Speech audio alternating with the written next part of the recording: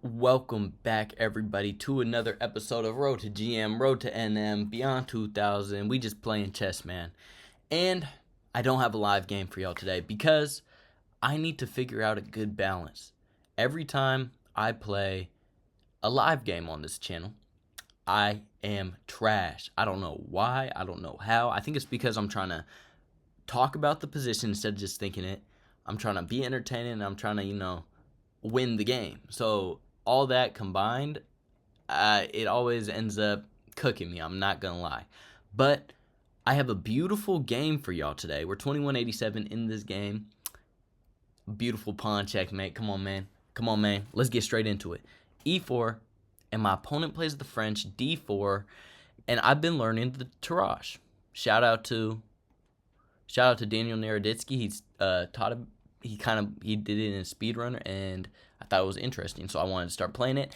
And this is not what was in the speedrun, so I absolutely have no idea what I'm doing from here on out. So let's get straight into it. He develops the knight, I develop the knight, just basic developing moves.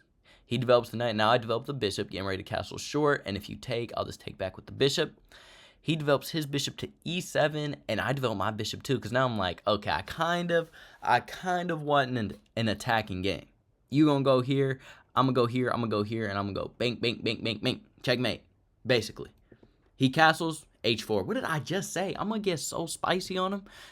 h5, I'm gonna get so spicy on him. He plays h6, he doesn't want that. And now, as you can see, we have ideas. He develops the bishop to b7, attacking this knight twice. So I take his knight once with check, and now I play the unthinkable. Bishop takes h6, sack the bishop on your dome piece. Sack the bishop on your dome piece. He doesn't take, instead he jumps the knight in. I play queen to e3 because this bishop right here is kind of got a good purpose. I don't want to just trade it off. Unless maybe he builds up a light square barrier against it. I don't really want to trade it off because I have some ideas of maybe getting a checkmate over there. Now he plays f5. And I bring the bishop back. Bring bishop back to f4. The bishop did his job, took a pawn, and dropped back. Took the pawn and dropped back. He played c5. And now I take the knight because I'm like, now I don't really have that scope, bro. He kind of has a little built-up barrier against it. He takes back with the pawn, and I jump the knight in. Knight into f5. Let's ball. He does pawn takes d4. Two connected passer. This close to my king is kind of scary. Attacking my queen, I have to move it. Queen to g3. Not the best move, but I am setting up mates. Bishop check.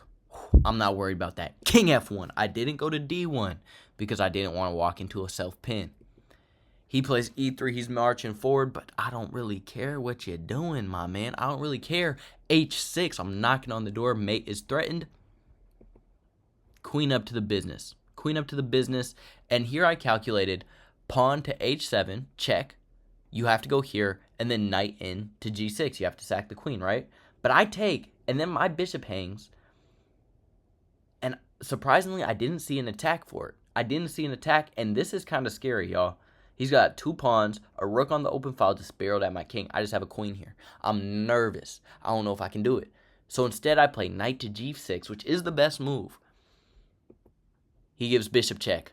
King to g1, I'm not worried. He takes the pawn check. I can't take with the queen because I lose the knight, and then I'm self-pinned. So let's just play king to f2. You cannot push this pawn and win my bishop.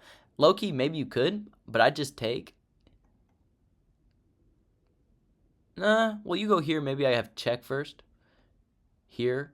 And then I could take, and you can't take because I can take and the king's in front of the rook and you can't give me that check. Okay. He plays rook to c8. Pawn to h7 check. That pawn is one square away from promotion. He steps back or bring that knight right back. Knight to e5. Would you believe me if I said the king gets checkmated right here? Would you believe me? Let's run through it. He steps the king over. King to g1. I want bishop to g5. Hit with a skewer. Queen up to the building. Queen to f5. Queen takes g7. Check. King up to d6. Queen to d7. Check. Where you going? He keeps stepping forward, and now the slight. The slight. Oh, I guess I could have just made a queen, and then if rook takes, I have checkmate right here. But I play a3 because I see something so gross. Yes, my bishop is hanging, but so is yours. And my opponent takes my bishop. I take your bishop with check. King takes, rook to a4, check. King to c5. And we have multiple mates in the position. Psych, I'm lying. We just have one, and yes, I found it. b4 checkmate on yo dome piece. Let's go game review on him. Let's go game review on him because I want to see a couple of those lines. We played at a 94.2% accuracy and a 2600 with one brilliant move. This was a brilliant move. But let's see. Like, we was just kind of playing flawlessly. Here. Okay, let's see. Check. Oh, this is draw. Why? Rook takes? Yeah, like, this is just scary. F3. E5. Rook H5. Okay, bishop check. King G1.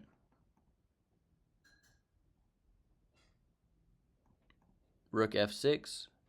Queen E4. And then I'm starting to get it back. Okay, hitting the rook. Threatening some stuff. Okay, I can see it. But he'd probably have to play flawless, so that probably still would have worked. But we played something a little bit better. Something a little bit better. Checkmate on your dome piece. Like, comment, subscribe, and I will catch you in the next one. Deuces.